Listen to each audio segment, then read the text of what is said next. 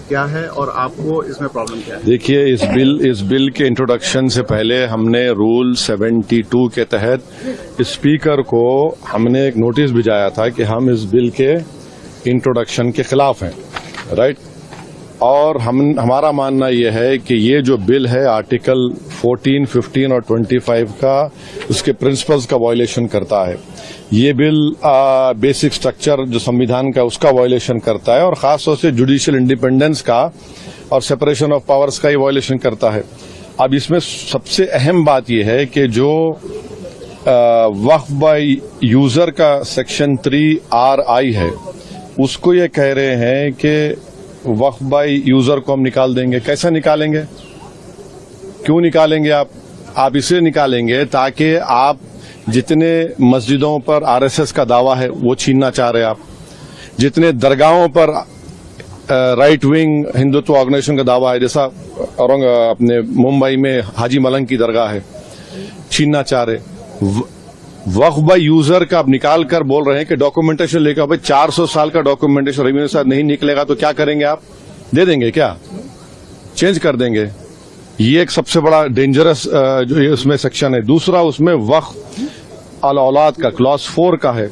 देखिए, भारत में जो कानून है ना वो किसी को रोकता नहीं है कि वो अपनी प्रॉपर्टी को विल के जरिए डिस्पोज करे या किसी को गिफ्ट दे। तो वही कोई मुसलमान अगर अपनी औलाद के लिए ऑफ कर रहा है तो इनके पेट में दर्द क्यों हो रहा है? हिंदू एंडोमेंट बोर्ड में इजाजत है इसकी, सब जगह दूसरे गुरुद्वारा प्रबंधन कमेटी में इजाजत है, तो मुसलमानों के वक्फ बोर्ड में क्यों नहीं होगा? पांचवी बात यह है कि इसमें आप ये कह रहे हैं कि मुसलमान जो 5 साल उसके हो गए इस्लाम कबूल करके तभी वक्फ करेगा। ये फ्रीडम ऑफ रिलीजन का ग्रेव वायलेशन है। अच्छा, दूसरे रिलीजन को मानने वालों के लिए ऐसा कानून है? नहीं है। और आप कौन होते हैं तय करने वाले मुसलमान हुआ नहीं हुआ? 5 साल उसको रुकना चाहिए तभी जाकर, माने आप वेट करेंगे हैं? और ये और एक उसमें जो बात जो ऑब्जेक्शनेबल है वो ये है कि अगर कोई सेक्शन 61 में आपने डीएम को बहुत पावर्स दे दिए, अब डीएम को फैसला करता है वक्फ बोर्ड के खिलाफ, मुझे ट्राइब्यूनल जाना है।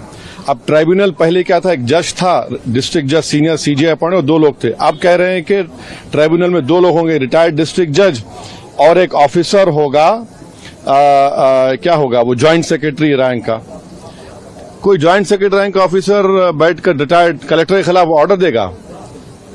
तो ये खुद अच्छा, और एक बात, कलेक्टर कैसे जज बनेगा? फैसला भी वही करेगा, जज भी वही करेगा। ये प्रिंसिपल नेशनल जस्टिस के खिलाफ है। तो इसमें कई सेक्शंस हैं जो खतरनाक है, कई जो वक्फ बोर्ड के फेवर में नहीं है, वक्फ को खत्म करना चाहते हैं। तो सरकार की दलील ये है कि सब दलील झूठी है जो कि वक्फ बोर्ड एक वो जो बोल रहे हैं ना, वो गांव डिक्लेयर कौन किया वो बताएं देश को।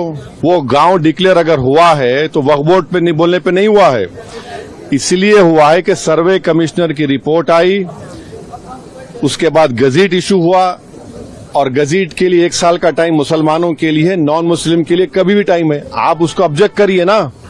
हैदराबाद में भी ऐसे के प्रॉपर्टीज थे जिनको गजीट के बाद भी कोर्ट ने ओवररूल किया। आप मिसालें दे रहे हैं। ये सुनेरी बाग की मस्जिद का अगर डॉक्यूमेंटेशन लाओ कहां से लाएंगे बताइए?